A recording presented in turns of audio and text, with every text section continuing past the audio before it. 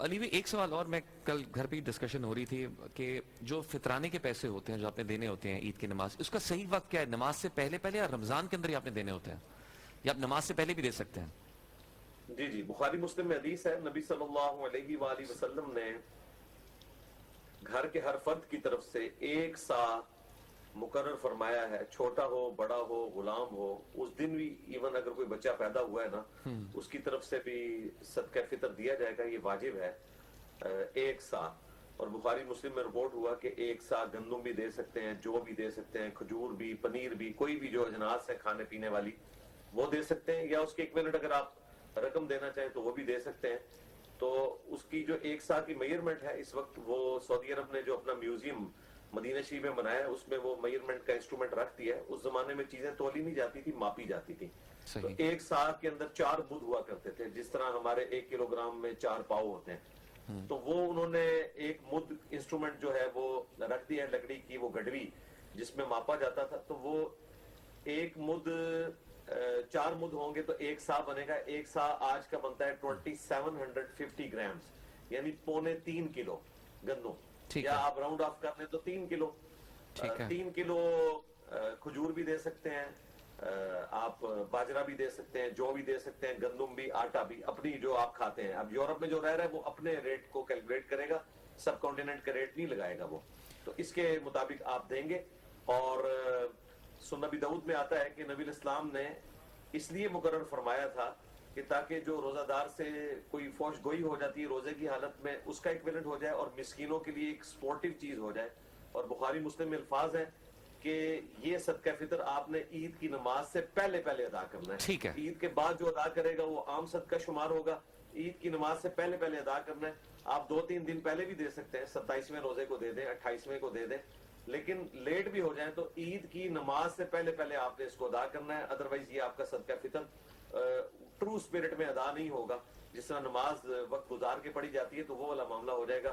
وہ بخاری مسلم میں موجود ہے کہ عید کی نماز سے پہلے ادا کرنا ہے۔ اچھا علی بھی ایک سوال ہے کہ جو عید پہ ہمارے یہاں ہے کہ نئے کپڑے پہننے کا رواج، یہ پچھلے کچھ سالوں میں کچھ عرصے میں شامل ہوا ہے یا شروع سے یہ حصہ ہے عید کا، یہ جو ظاہری ایک نبی تیاری ہے؟ اسلام کی مبارک سنت ہے عید کے موقع کے اوپر نیا لباس زیب تن کرنا، لیکن یہ کوئی واجبیات میں، اس میں واجبات میں نہیں آتا کہ آپ نے ضروری نئے کپڑے پہننے ہیں۔ اگر آپ کے پاس آلریڈی کپڑے موجود ہیں تو انہیں کو دھو کر پہنے۔ میں تو کئی سالوں سے جو میرے پرانے سوٹ ہیں میں واش اینڈ ویئر یا پہن رہا ہوں۔ پہلے کسی زمانے میں کاٹن بڑے شوق سے پہنتا تھا، لیکن وہ کاٹن تو ہر 2-3 سال کے بعد پھٹ جاتی ہے، لیکن واش اینڈ ویئر تو آپ کی 10-15 سال۔ میرے پاس تو 2001 کا بھی میرا ایک سوٹ موجود ہے، وہ میں آج تک وہی پہنتا ہوں۔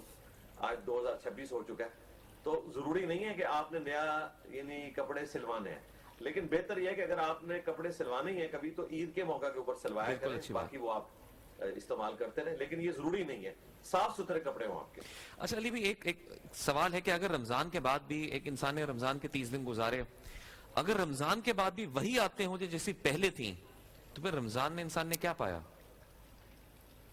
یہ تو اس بندے کو خود غور و تفکر کرنے کی ضرورت ہے نا کہ اس نے رمضان سے کیا حاصل کیا۔ ظاہر ہے اللہ تعالیٰ نے ایک روٹین دی تھی 1 مہینے کی، جس کی بنیاد کے اوپر آپ نے آنے والے 11 مہینے گزارنے تھے، اور اس میں ایک مہربانی یہ ہوئی کہ بخاری مسلم میں حدیث ہے کہ جنت کے دروازے کھول دیے جاتے ہیں رمضان میں، دوزخ کے دروازے بند کر دیے جاتے ہیں، اور سب کے شیاطین کو قید کر دیا جاتا ہے، جس کی وجہ سے آپ دیکھتے ہیں رمضان میں ماحول بن جاتا ہے نیکی کا۔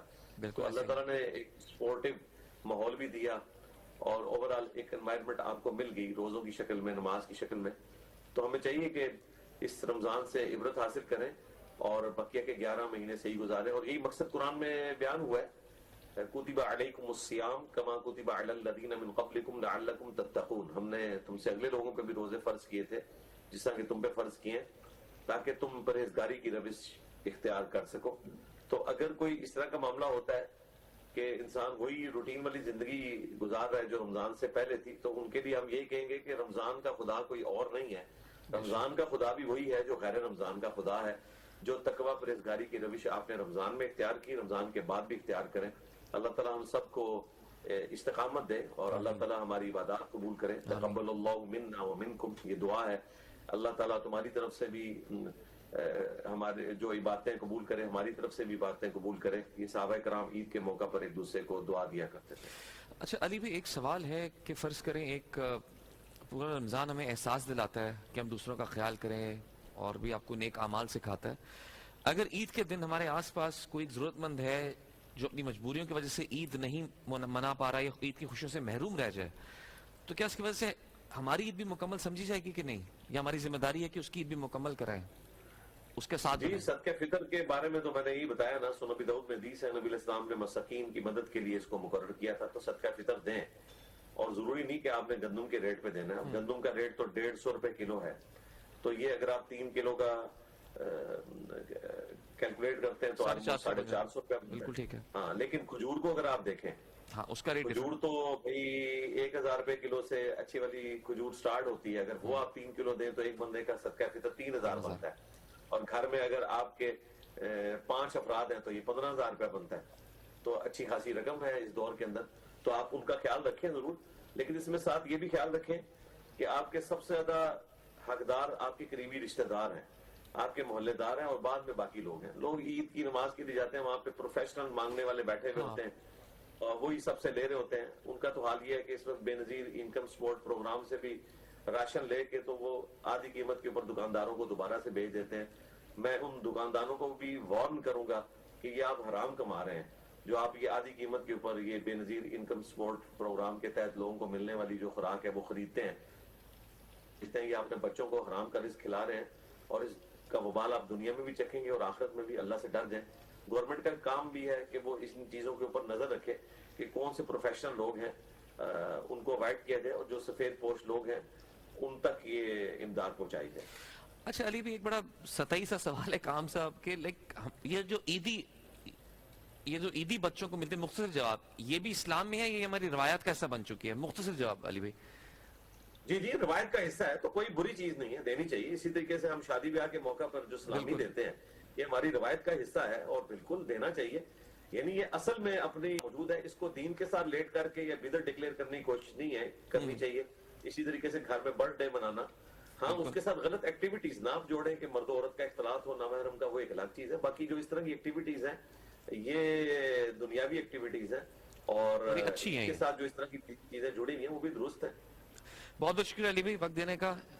انشاءاللہ اگر اللہ پاک نے ہمیں کل کا روزہ بھی نصیب فرمائے تو کل پھر آپ سے ملاقات ہو.